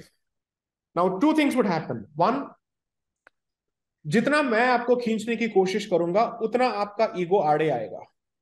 ये कहेगा ये कौन होता है मुझे सिखाने वाला. Okay, why should I agree with him. Instead what I said, material मैं आपको दे दूंगा और मैं आपके कॉमन सेंस और आपके सेंस ऑफ फेयरनेस और जस्टिस पे अभी छोड़ दूंगा सारा रिस्पॉन्सिबिलिटी. इसके बाद मेरा कहना कि ये सर्वाइवल का बैटल है, गलत है क्या? ये एकेडमिक डिस्कशन नहीं रहा. ओके, जो 70 साल पहले हुआ था, वो 20 साल पहले हुआ था या 30 साल पहले हुआ था कश्मीर में, वो आज हो रहा है केरला में, हर जगह में हो रहा है. Okay, so what am I presenting which lacks a sense of continuity, which lacks a certain continuing sense of let's say aggression? ये present करके मैंने छोड़ दिया. Now if you go to some let's say feedback, they've said, what is this? He's presented so much of data. Why isn't he saying what he wants? Why isn't he saying what is his position? I'm like, भाई पहले पुस्तक को पढ़ने के बाद भी अगर आपको मेरा पोजीशन समझ में नहीं आया और इतना डेटा देने के बाद भी अगर आपको समझ में नहीं आ रहा है, पंच तो मैंने कंक्लूजन में छोड़ दिया. Effectively saying, my conclusion captures my entire position in the second book. I'll just read this for the benefit of your viewers, okay? Because this captures my assessment of the Hindu mind until that particular period. Here it is. And it's a short, barely 300-word conclusion. With this, the discussion sought to be undertaken in this book comes to an end. This much is clear. By the end of 1924, Bharat's indigeneity may have found a way, although not ideal, to live with dual consciousness, namely the Bharatiya and European. तो पहला assessment ये हो गया that तब तक dual consciousness entrench हो गया. Second, however, it was once again confronted with an earlier form of coloniality, namely Middle Eastern, which had managed to revive, reinvent, and organize itself after the decline of the Mughal Empire and was once again on the march. This time around, Bharat was ill-prepared to deal with this challenge owing to its dual consciousness, which severely limited its ability to call a spade a spade. Why? क्योंकि आप secular बन गए, इसलिए आप सत्य को सत्य नहीं बोल पा रहे. Next. Consequently, Bharat had embarked on the fatal path of accommodation and compromise under the burden of values inherited from the Christian European colonizer, which muddled its sense of self, in the process, leaving it woefully ill-equipped to weather the storm, which was no more brewing, but had already announced its bloody arrival, or more accurately, re-arrival by the end of 1924. Congress was forced to adopt a secular DNA because it suffered from dual consciousness.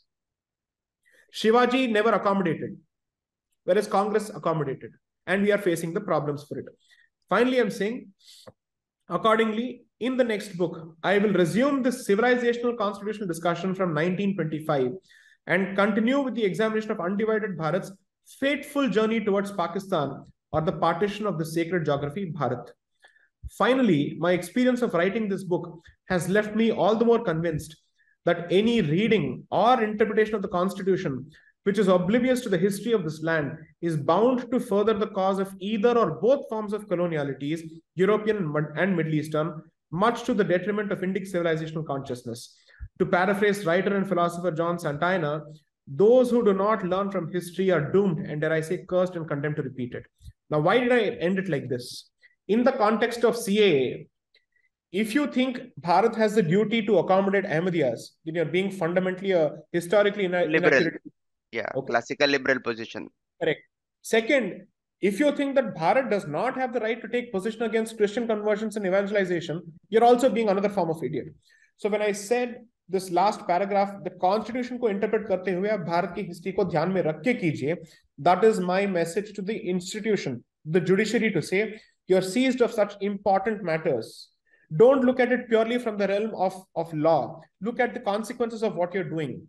and look at the history of what has happened to this particular community for the last 800 to 900 years. Uske baad aap natije pe pahunchiye. So my point is, with the data, I'm telling you, look at the message, and the conclusion is very clear. Okay. Yeah. If I was being reticent and reluctant in offering my position throughout the second book, my conclusion makes it abundantly clear that I am not neutral. I've taken a position pro this particular civilization entirely. I'm saying now we are fighting for our survival. Right. So two points on that. So your criticism of Rajaram Mohan Roy, uh, I agreed it more after reading what the so-called extremists were doing now and what Sir Syed was saying. So that puts Rajaram Mohan Roy criticism in a better light. Otherwise, it is yeah, on value it is wrong, but what was the alternative? So now when you see the alternative in the second book, that criticism sticks. That was one point. But I feel somehow you have been a bit uh, like biased against the Hindu psyche, which also in my opinion has a role to play. So I don't, like, you can disagree if you want, I don't see Gandhi as like Nehru. Yes, he was colonized and so much. Gandhi was not that much colonized, but I also think his weakness of accommodation came a bit from Hindu pluralism, कि हमें समझ में नहीं आता वो side पे like what they are thinking. Like, don't you think that played a role? Because if you go 100 years before, in 1830s and 1840s, तब तो कोई like that was when the colonial experience was starting. Why did Brahmins and Hindus take up the colonial option first, faster than Muslims? तो वहां पे तो हमारा weakness आता है, जो हमारा system का 100% weakness है. 100% I agree. So, which is why one of the things that I have said is, and even during the course of my talks on the book, I have said, the blame for eagerly embracing the system of the West must fall on the Hindus, not on anybody else. Okay? Because the Muslim has proven that he is capable of living independent of that particular system. और वो उसके साथ लड़ने के लिए भी तैयार है. ओके. और जब वो उसको एम्ब्रेस करता है, तब भी वो एम्ब्रेस करता है अपने मुस्लिम गोल्स को अचीव करने के लिए. That's not the case with us. Okay. So I agree that there is a problem there, inherent problem there. And that I would say is the significant weakening of the core Hindu consciousness. Which means, let me also say this. आप जिस core को बार बार target किए जाते हैं, which is ब्राह्मणत्व, okay, उसका जो मुस्लिम counter part है, which is the Ashraf identity, वो अटल है. Okay, which is to say that those people who see themselves as the guardians of the Muslim identity continue to retain that particular position there. Therefore, there is a focal point which continues to rally the rest of the community around it. लेकिन भारत में, और at least Hindu धर्म में, ये हो चुका है that आपने उस कोर को अंदर से भी वीकन किया और बाहर वाले ने भी वीकन किया. Okay, therefore that core continues to be attacked even today, which loops back to your first question. Second, Gandhi was not a patch on Sri Aurobindo when it came to his understanding of Hindu Dharma. Okay, Gandhi के बजाय मैं लोगों को चाहता हूं कि वो श्री अरविंदो को ज्यादा पढ़े. The reason is, I would say Gandhi had a very inexplicable, inconsistent streak on issues of use of force and violence and whatnot. There is no consistency in his position. When it comes to us, he takes a different position. When it comes to the British, he takes a different position. When it comes to the Boer War, he is different. When it comes to 1919 recruitment, he is different. So far, the only accurate assessment that I've come across, at least to my limited knowledge, is that he was a Russian Orthodox Hindu. Yeah, you said it. I think in book, or I don't remember somewhere, but yeah, I said this in a book recently, and I found that assessment bang on. Okay, wherein he's pushing a very different version of Hinduism that goes against all notions of dharma, that goes against all notions of kshatriya, that goes against all notions of basic human tendency to preserve yourself. Okay, this comes only from a certain Christian belief that you need to crucify yourself in order for you to convince. That I don't think I will ever be able to agree with. Okay, I mean, those who are followers of the cross themselves have produced crusaders. who wielded swords. Okay, what are we exactly pushing them? And if today the bulwark of Orthodox Christianity, which is Russia, has protected itself better from Islamic influence and the debauchery of the Western civilization than any other aspect of Europe. I would say Eastern European countries such as Poland and Russia have Hungary. Hungary, they've protected themselves better. They don't have the stupid policy of assimilation and immigration and all that. They're very clear. अगर यहाँ पे आओगे, then you will come legally, and secondly, you will come for our benefit, not for your benefit, and therefore you will come here only when there is a paucity of a skilled workforce. Every country looks out for itself. There's nothing wrong with it, right? So therefore, I'm not able to buy into Gandhi's proposition. And Yogendra Yadav had written criticism of my book. Okay, most people don't know this. I'll share that with Yeah, you. yeah. Print. I read that. You read that, right? So he said, no, perhaps the author should have read Hind Swaraj. Okay, I've gone through Hind Swaraj. Okay, and while there are some serious points of agreement, assume for a moment that this was his theoretical position. When it came to application on the practicalities of it, he completely failed. आप theory में अगर 100% हैं लेकिन delivery में 0 हैं, then what is the point of the theory? Makes no sense to me. That means either you don't have the guts to act on that particular theory, or your sense of application and let's say theory and praxis is so warped that there is a huge disconnect between the thought and the action. Okay, so Sri Aurobindo in that particular sense was a revolutionary, had been to jail, had been accused of conspiracy, had to flee British India, go to Pondicherry, then decided to say, I will now use my spiritual knowledge to revive Kshatriya in this particular country. After becoming a rishi in that particular sense, or a spiritual seeker in that particular sense, his writings and speeches have more Kshatriya than Gandhi. Imagine. Because his understanding of realities. So his Swayambodh as well as Shatrubodh, to use the language of Pankaj Saxena, were bang on, spot on the money. Right? So I have let's say a 5th book in mind after the 4-part series is done. I will not reveal too much about it, but Gandhi will get a better treatment in the 5th book once I'm done with it. Okay. वहां पे उसका एक outline मेरे दिमाग में आ चुका है कि क्या क्या मैं किस किस को कंपेयर करूंगा. Gandhi will certainly feature heavily in that. But in what sense, I will reveal it once I have the outline of the book clearly. Yeah. Honestly, like I felt you were very fair with Gandhi in this book. I didn't feel you were unfair. I expected, like, because of knowing your public positions, I expected you to be unfair. But the point you made is Gandhi's Khilafat support was not an exception. It had become a rule by then, which was like I knew about the Lucknow Pact and the fact that Tilak had supported it and how that was incidental, but that it goes back to like, so that was the conclusions which I drew from it. Slightly politically incorrect point to make over here. With respect to the Hindu traditions which we talked about, so we did not have any reconquistadors. Correct. So the Spaniards had reconquistadors. So Right. does beating back this sort of fanaticism, does it need bigotry to beat it? So we had people who stood up for ourselves, but Right. we are like, I would never dream of taking the next step personally myself. That is not, but pragmatically speaking, just analytically speaking, is that what was missing? Because we had kings who won, but Right. who were not willing to cross a Lakshman Rekha, Right. Right. which Right. they did in Spain. Right. And Right. now we see what Spain is and what India is. So, You know why the jihadis hate Shivaji so much, or even for that matter, the Sikh Empire so much? Both of them paid the Muslim invaders in the very same coin and the language they understood. Okay. I would say, despite that, Shivaji had a few red lines that even he did not cross. But the one incident that they know him for and they hate him for is the sack of Surat. Okay. Because he effectively said, I'm going after your money, and what you have done to our people, I will do the very same thing in Surat and kill your lifeline, which is effectively providing money to the Mughal Empire. And I will also make sure that you know the consequences of plunder when it is repeated on you. Okay. So that's something he did brilliantly. But the Sikhs did a fantastic job when Abdali was going back.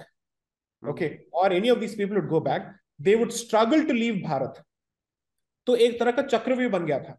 अंदर तो आ जाते, लड़ लेते, लूट लेते, लेकिन बाहर जाते जाते इनकी जान निकल जाती. So that was a fantastic option. So one of the readers of the book, of the second book, I think he was a Sikh gentleman. He said, why did you not write about how we made it difficult for Abdali to go back? I said, sir, I wasn't writing on that history in this book. That was incidental to the larger narrative. Okay. So you couldn't have expected this from me. But this factum is so clearly entrenched in the Sikh collective memory, is something that I found very, very fascinating. If you read Khushwant Singh's book on the history of the Sikhs, although I don't think that's entirely historically accurate, even he makes the statement that we made it very difficult for the invaders to leave this land after they were done with the loot and plunder. Now, I completely agree with you. The only disagreement that I have is perhaps semantic, which is don't use the word bigotry, use the word intransigence. Yeah, I would have used that. Yeah, that is the.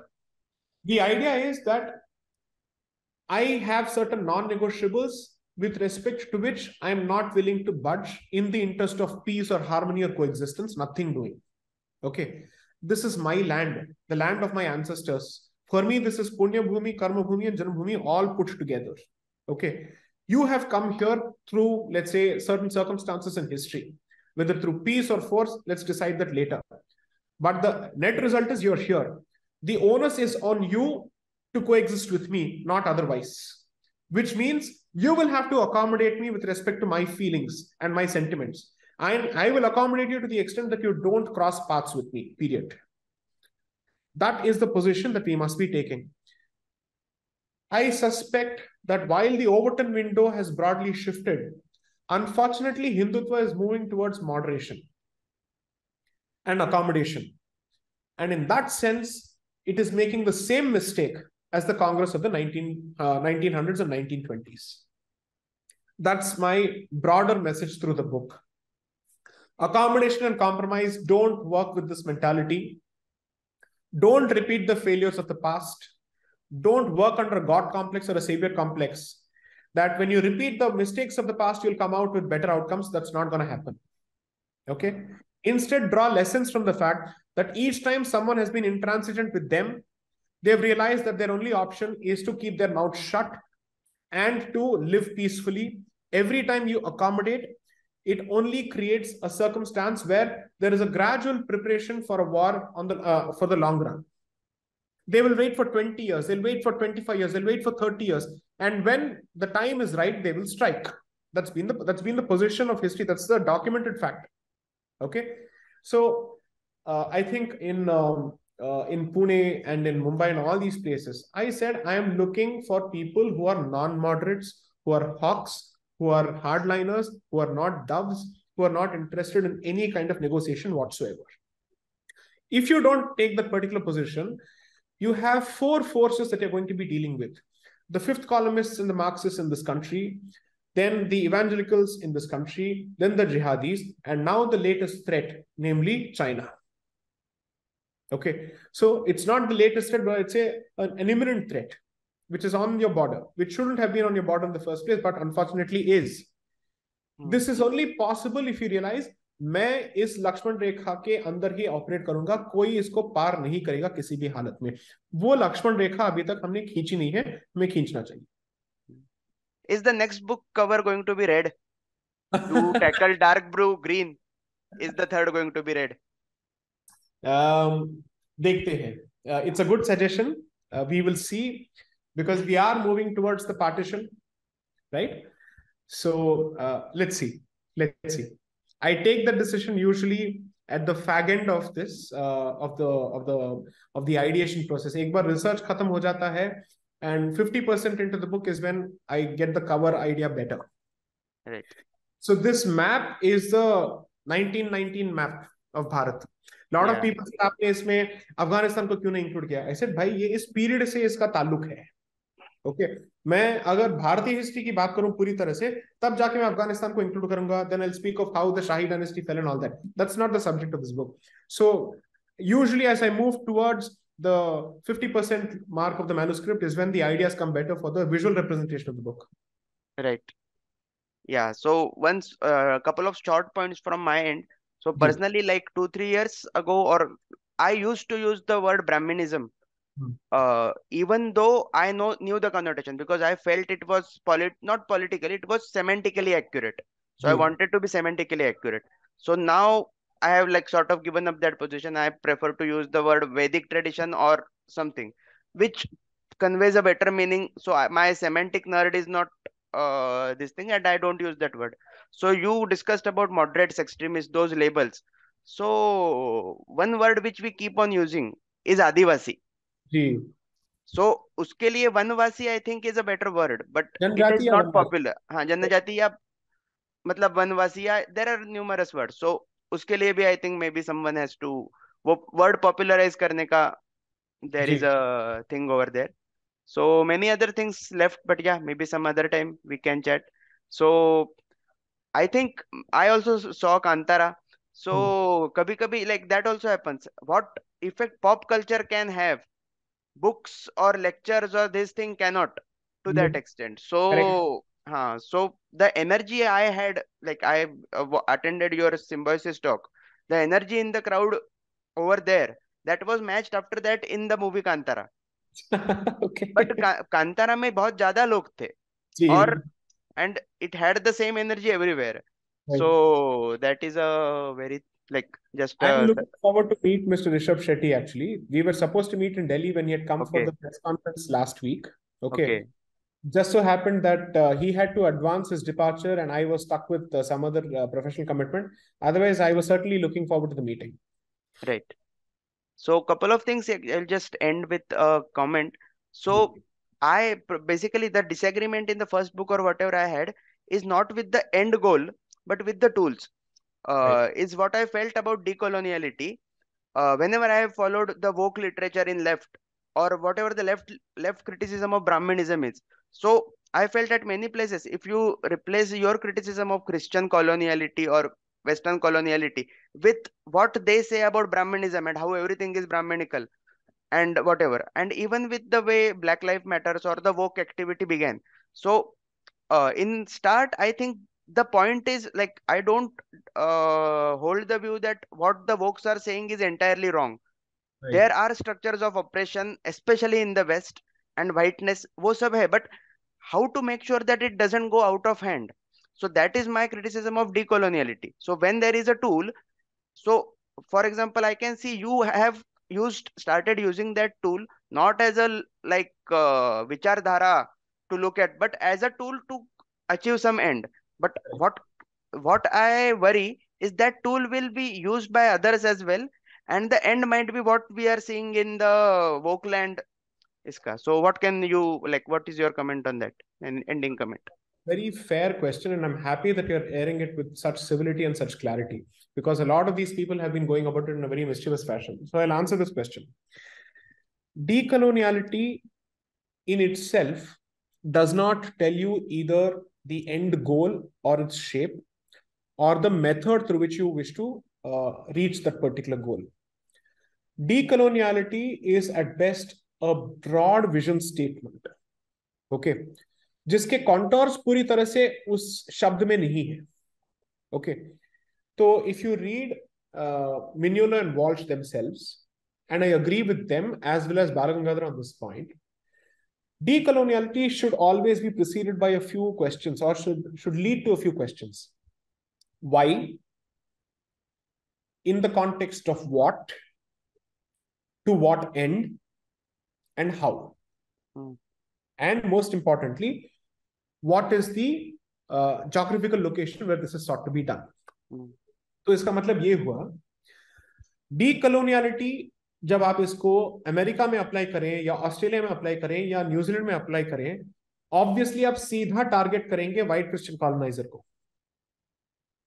लेकिन अगर आप उसको भारत के संदर्भ में करेंगे, you will obviously be looking at both the Christian colonizer as well as the Islamic invader. Okay. Then decoloniality would effectively mean इनके influence को हम पे कम करना. लेकिन ये नहीं कह रहा है वो कि आपकी जितनी भी गलतियां हैं या जो भी विकृतियां हैं उसको भी आप आगे लेके जाओ डीकोलोनियलिटी के नाम पे. So decoloniality is primarily to reduce the non indigenous quotient and increase the indigenous quotient. Now, here comes the sensitive aspect. The moment you say increase the indigenous quotient, Hindus themselves are the first people to say that is going to result in increase in caste consciousness. That's their belief. And then it's going to really lead to increase in Brahminical hegemony. And then it's going to lead to untouchability. It's going to lead to sati. It's going to lead to abolition of widow remarriages. Imagine the extent of your inferiority complex and your understanding of decoloniality when you believe that a decolonial Hindu Bharat would effectively look like this. This is your belief.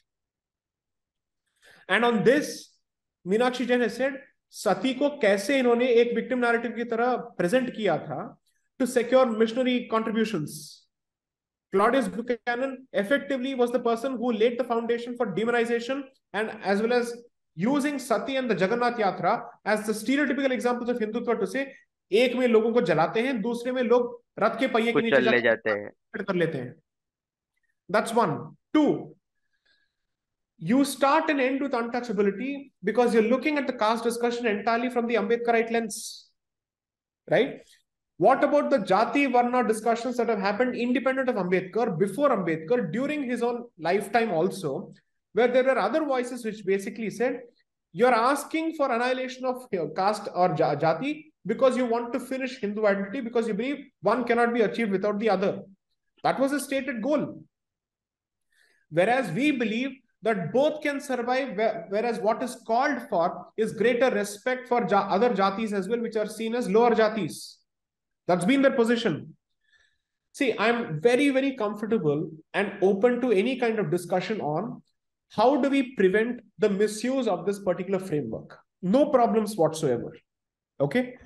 But if you have come to the conclusion that my consciousness as a Hindu is submerged under at least 3 layers of consciousness, Nehruvian, Marxist, Christian and Islamic, तो आपका solution क्या हो सकता है? इन layers को कम करना या निकालना.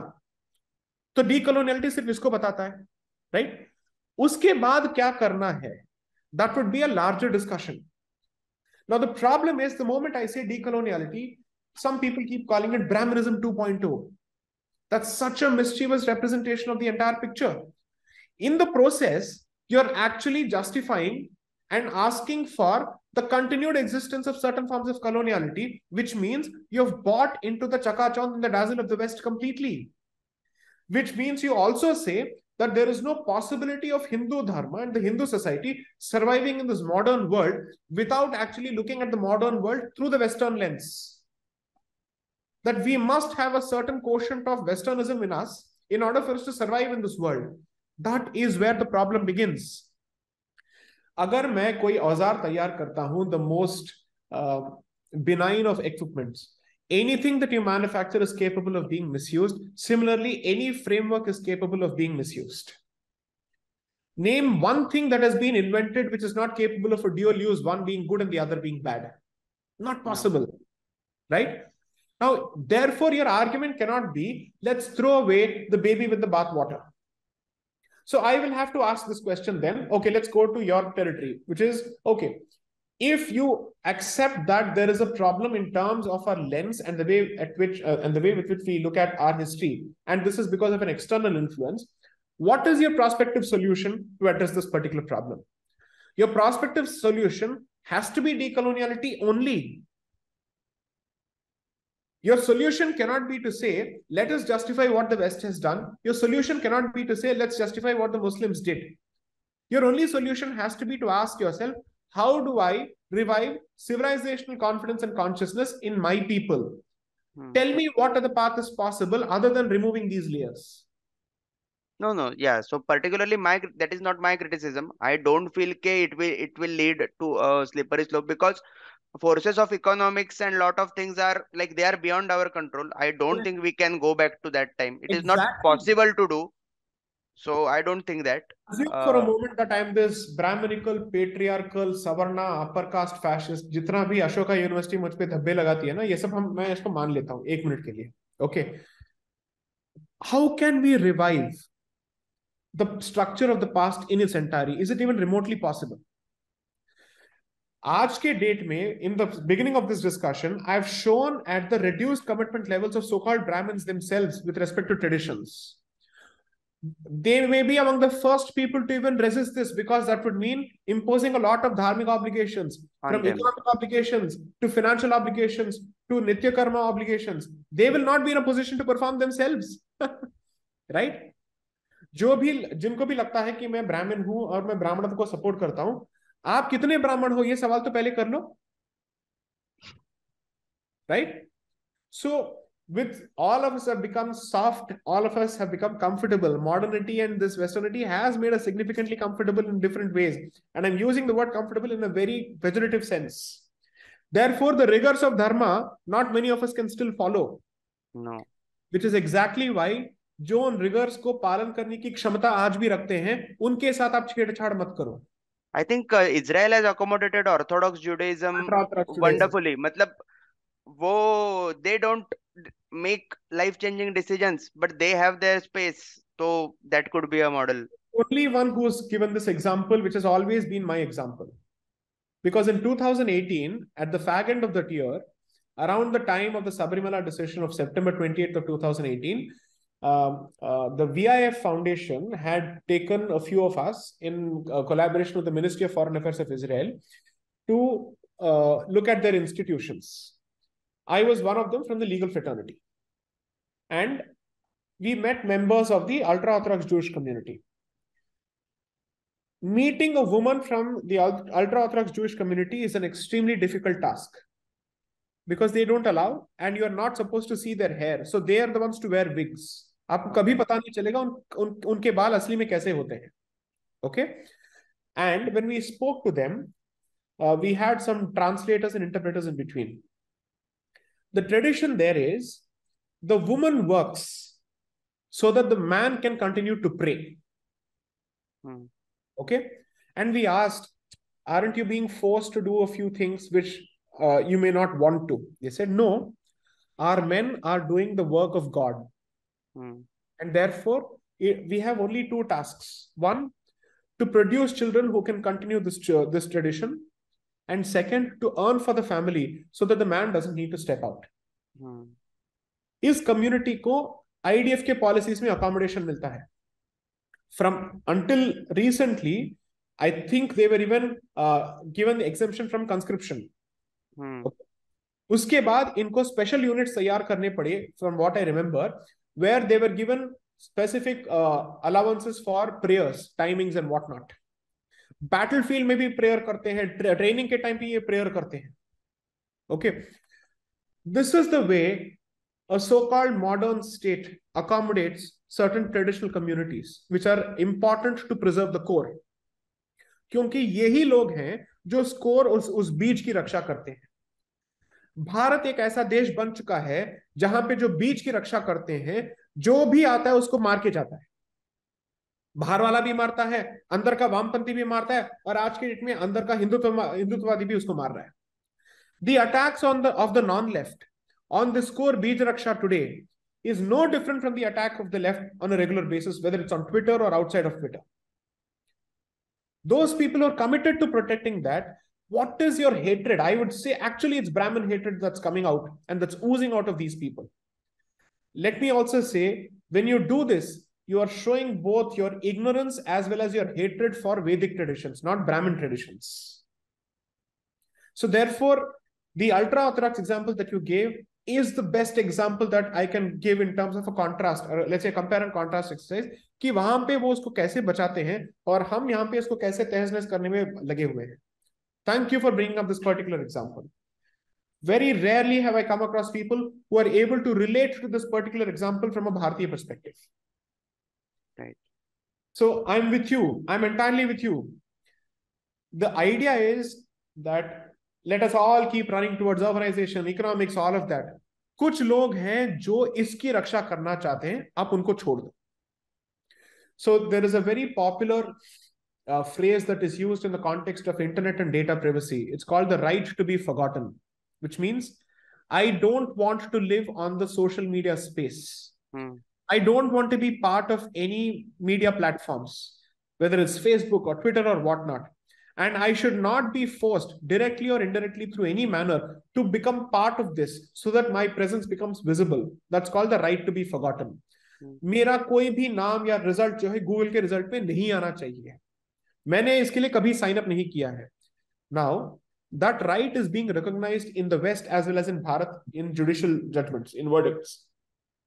I am saying, apply the very same logic to these core traditional communities who are basically saying, मुझे आपके मॉडर्न इंफ्रास्ट्रक्चर का भाग नहीं बनना है. मुझे अपने पेस में और अपने हाल पे छोड़ दो, क्योंकि मेरी कमिटमेंट आपके मॉडर्निटी के लिए नहीं है. My commitment is to my tradition. Otherwise, these people can give it up completely and join the rat race, right? If they are so sharp that they can quote by heart and practice the discipline of Vedic traditions with such rigor, जो अग्निहोत्रीस होते हैं, जो वेद पारायण करते हैं, who can recite and explain the whole thing for 10 days together, do you really think it's difficult for them to enter your stupid professions? They can do all of that twice over, better than you. So when they choose not to do so, it's because their commitment is different, their worldview is different, and their vision is different. उनके साथ आप छेड़छाड़ मत करो. That's my only core, let's say, argument. आपके ultra Orthodox Hindus को बचा के रखो, क्योंकि आगे जाके इन ट्रेडिशंस का जो लेट्स से कंटिन्यूटी है सिर्फ ये कर पाएंगे, हम में से कोई नहीं कर पाएगा. None of us is trained for it. Yeah. आप पीडीएफ में या किसी भी मोबाइल प्लेटफॉर्म में वेद डाल दो, सब कुछ डाल लो, आप सिर्फ उसको पढ़ेंगे, आपको उसके हिसाब से जीना नहीं आता है. Right. But the problem of social media is कि ये दोनों ग्रुप्स लाइक अगर इसमें एक सॉर्ट ऑफ ये है एक्सक्लूजन है एंड इतना संवाद भी सोशल मीडिया में क्या है, anyone can get up abuse the other person और फिर वो चला जाता है. So I don't know how, I don't think this will go out of hand or anything. I don't have those worries. But फिर वो he said she said हो जाता है कि like this person is attacking me like anyways. So that's a different thing. So yeah, I will end with thanking Sai for taking some time out of his professional and especially I think it's Saturday personal life to chat with us. And for me actually, yeah, I keep on reading. I try to be as open-minded as I can.